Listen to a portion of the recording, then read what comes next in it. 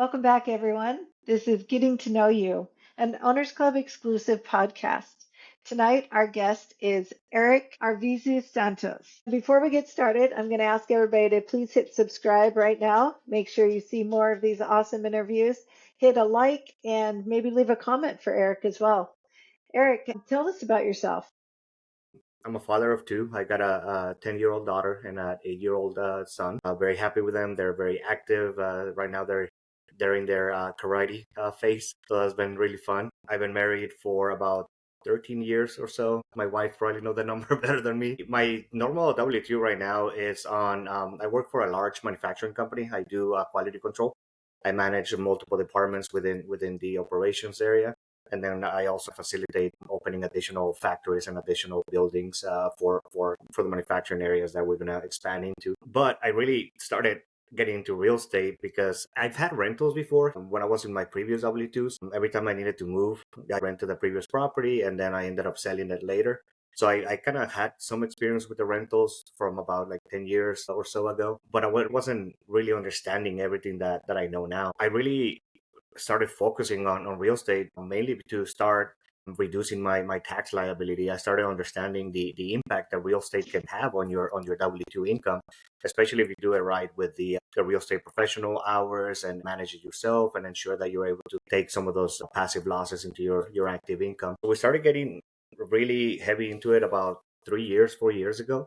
But we started doing it conventionally, and conventionally, it takes a ton of cash and is not really scalable. That's where I started understanding like what else is out there, right? All these off-market deals, all this off-market education. That's how I ended up finding Pays and stuff too. I've consumed probably about 6 months or so all the free stuff until I took the step to join.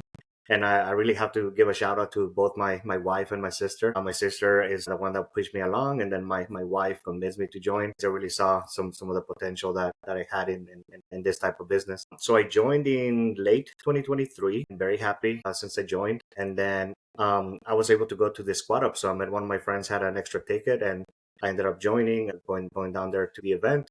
And once I was at the event, they talked about Owners Club, and I heard about it throughout the entire year that was active last year. But this time around, since I was there, I was very very excited to join, and now I'm in Owners Club as well. Overall, my main real estate activity right now is buy and hold. We have a few Section 8 rentals. We have a couple co-living rentals as well, and then a few long-term rentals.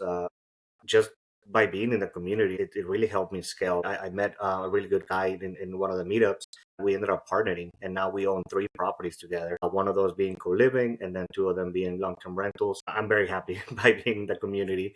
I just wanted to kind of do more and more and more. Now that I'm doing all this real estate activities, I'm also kind of seeing a lot of the human side of things. There's a lot of families in need. There's a lot of different people that are in really tough situations.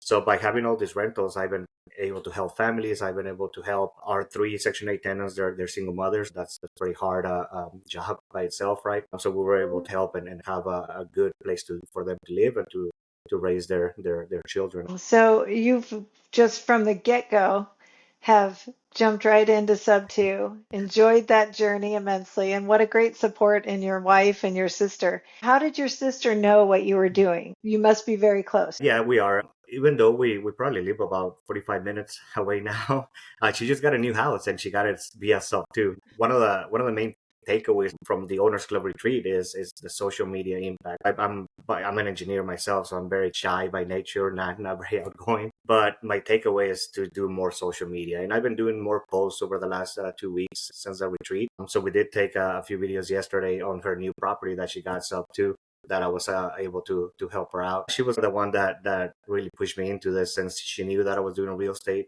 She also has a couple of rentals herself. She got into sub two herself as well. We're just trying to learn and do as much as we can to increase our portfolios and help more families out there that are in need. When you came to Squad Up, you were in sub two and you were introduced to Owners Club. What was the caveat that made you go, I want to be in that room? I think it's trying to be the smallest fish in the biggest pond versus everybody else.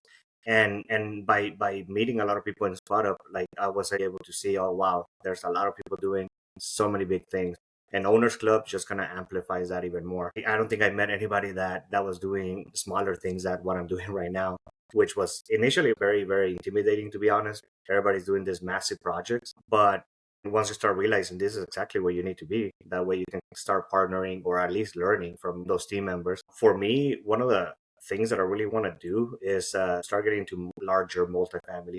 We do have a triplex and a couple of duplexes, but I do want to get into something a little bit bigger, like, I don't know, 10, 20 unit type of multifamily. And that's one of the main reasons why I wanted to join Owners Club, to start building some of those relationships with other people, which I was able to do in the Owners Club retreat. Hopefully, I can make something work over the next quarter, and we can have a multifamily before the end of the year. What markets are you focused on for these multifamilies? Right now, I live in Arizona, right here in Phoenix. I would like to stay local, but I understand that in the Midwest, some of the prices are more affordable. I'm not against doing something like that, especially if I can partner with somebody that already knows what they're doing. I would be open to expand, but initially, I'm focusing here in the Phoenix metro area. Have you done any business deals with your sister? Not on any properties yet. She essentially started doing her rentals as she was moving from house to house instead of selling like I did. But she saw what I did, and she's definitely smarter. She essentially kept every property that she was living into. And now that she moved into this next property, she's going to rent her previous property just like she did before. We haven't partnered on any deals yet, but potentially in the future, yes. They just had a baby recently, so she's pretty focused on that right now. But maybe later we can partner up on some deals. Congratulations. Congratulations to her. Yeah. I am going to put your link in the show notes below. So, anyone watching, if you want to reach out to Erick, make sure you hit his link below. He just said his phone number's on it. You can text him, bring some value, and make some money together and help more people. Thank you so much for being a guest on the show. And we'll look forward to seeing you on YouTube and having lots of people reach out and be a go giver for you.